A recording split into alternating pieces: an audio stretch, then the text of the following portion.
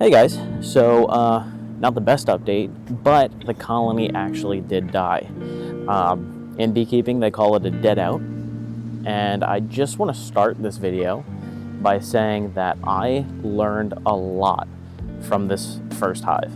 I'm going to go over some of the things that I learned, but just to kind of get you up to date to where we are with the colony. When I first found them, they were all just dead. That's plain and simple. They were dead inside the hive. I couldn't even spot the queen. I don't think that they died because of the queen. Most likely they died because of starvation. I had mentioned multiple times in my previous videos that they had tons of setbacks. They weren't able to prepare honey for themselves. I mean, realistically here, they only have a brood box, which they didn't even fill out with a whole lot of honey. My hope was that I would feed them a lot. I had hard candy for them, or the sugar candy for them to eat throughout winter, but even that wasn't enough to make them survive. So I'm going to go ahead and I'm going to take you through the hive, show you how I know how they died, and prepare it for the next bees to come this spring. Now, before I do that, I do just want to say that when I was looking at how many bees there were, even in the fall, I was so surprised as to how many bees there were, because in the spring you're seeing them coming in and coming out, and when you're visiting the hive, you're generally going when they're not in a high population, so about midday. But during the fall, when I had been prepping them and giving them sugar water, I was seeing thousands of bees that I did not think were in this hive. I thought they were low population and struggling for a while, but there was a lot. That being said, once I started cleaning out this hive already, just to save you guys the sight of all of the dead bees, there was a lot. I'll show you some pictures or videos of them on the ground after I dumped them out. I did move them to another location just, in case there were mites or pests, which I didn't see any, but man, there was a lot of bees, which means that they needed a lot of honey. And that candy and sugar water that I was giving them was not going to be enough. I don't know if, maybe they weren't collecting a lot of nectar during the spring and summer. If that was an issue with this particular, queen, maybe they weren't collecting or making enough honey. But I do know that with all of those other struggles, I'm not going to fully put the blame on the queen and all of them. But I do want to take you guys through the hive, how I'm going to prep this hive for the next season, and then I'm also going to tell you guys some of those things that I had learned throughout the video and towards the end. All right, so first things first, how do I know that this is a dead, or how do I know that they died of starvation? Well, if you look here, you can see there are a lot of dead bees inside of the cells. So most likely that means they were trying to get honey, and that means that they died of starvation. Now, this was one of the frames that was actually good, and you can see again there, a lot of bees inside of that. So I have two options. I have to get the bees out of there. I could try and hit them out or bang them out, but realistically, I'm going to have to cut them out of that wax in order to save the rest of this comb. So I'm going to do that because they're pretty tucked in there. I'm going to just have to cut around this comb.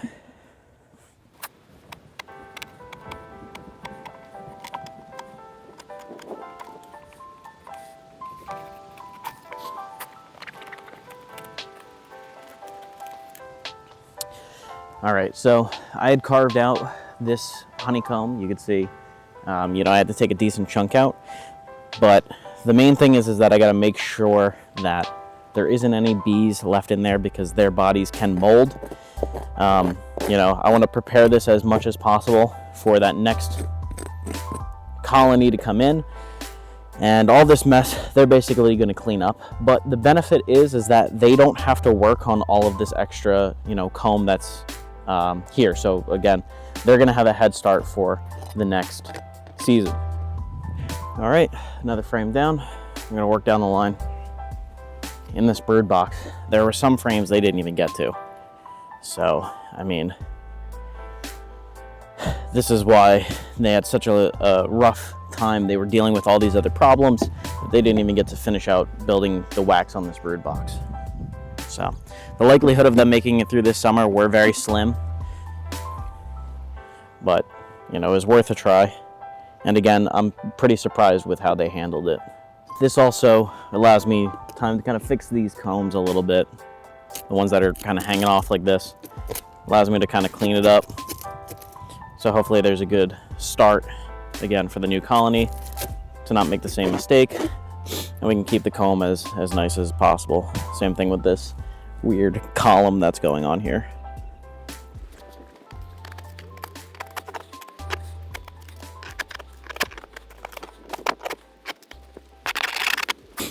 Now I do want to also say that a lot of the comb that is coming off of these, well, for one, you can notice it's pretty hard now, and it kind of chips away at itself.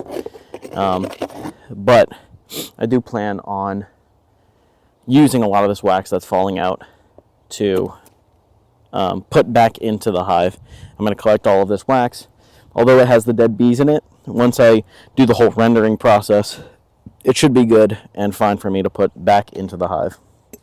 Now on top of that, you might be wondering, how do we know for certain that they died from starving? Well, again, we do see them inside of these colonies, or inside of these holes.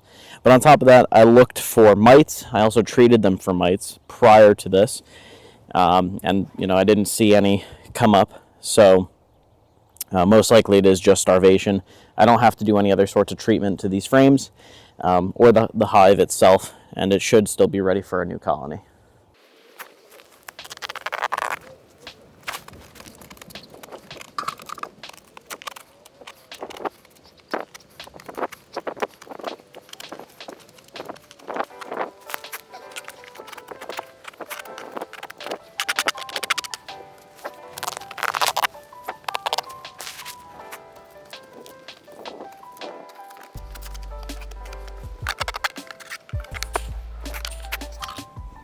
You can see one of the frames that I had tried painting towards the end of spring, and as we were getting into summer, there really wasn't much wax production that was happening. So you can see this was one that I did try and paint and didn't really get built out.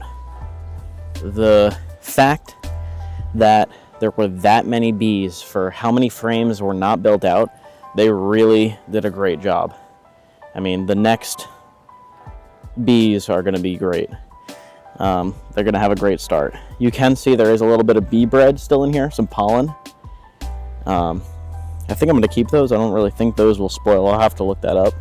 I'll probably put a fact check in here. But there are some bees that are in here, so I'm going to go ahead and take them out, and I do see slight mold. Now, I'm going to put the hive back together, and they should be good to leave out here in the cold. I'm going to put all these frames back in. Before I go and put a new colony in here, I will inspect these frames again, just to make sure that no mold or anything has gotten to these frames. I'm going to clean them up just a little bit more, just to make sure there is no bee parts that can mold or no other bees that are hiding in here.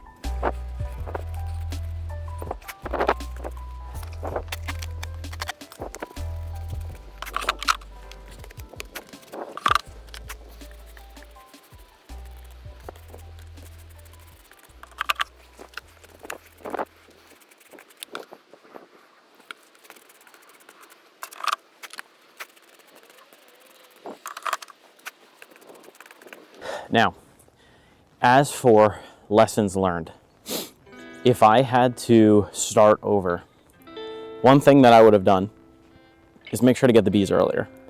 I feel like April is a fine time to get them, depending on, you know, what the weather is like and the location. But a lot of the time that I had them, it was raining, and they weren't able to go out and get anything anyways. I also wasn't super prepared with giving them the sugar water. I gave them a good amount of sugar water. They started to get to it, but I didn't like the system that I had in place in the very beginning.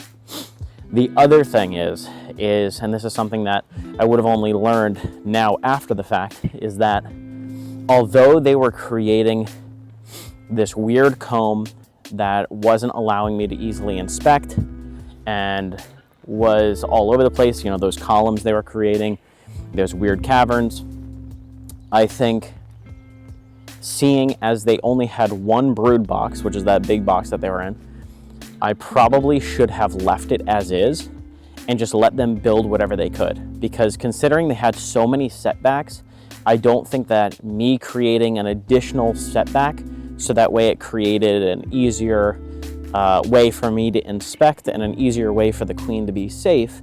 I think I should have just left it as is because they needed all the resources that they could get. Because there were times when, you know, again, comb is like hanging off, comb is all over the place, that I'm cutting out that comb, which then I did melt down to repaint, but honey was coming with it.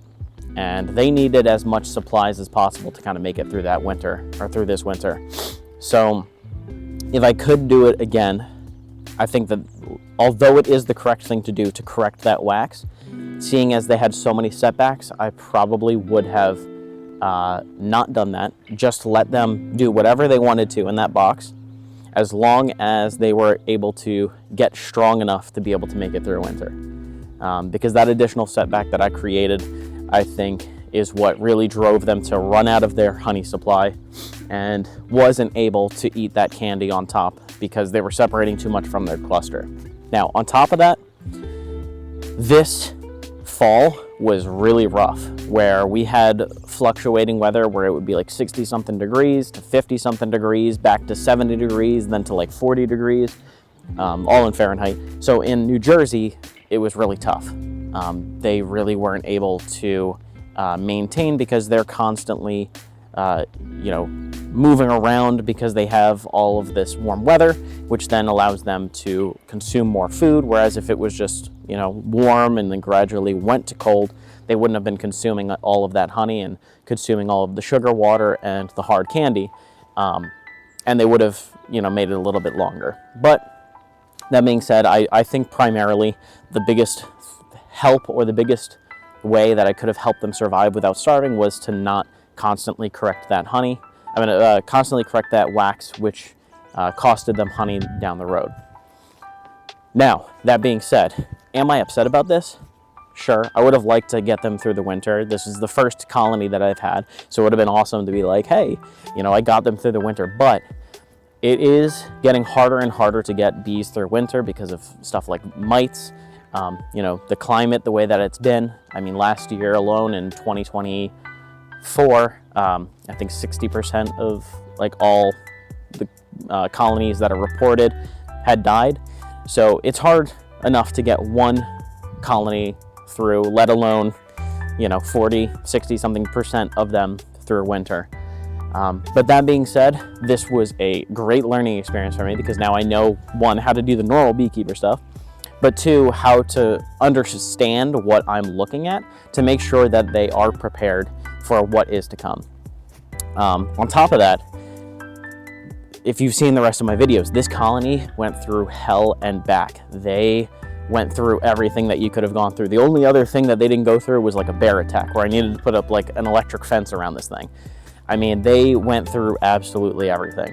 Again, if you're new to these videos, they went through rejecting a queen, so starting late with a queen. They started late in spring once they got here. They started without any actual foundation, so they were building out all of the wax as they were going.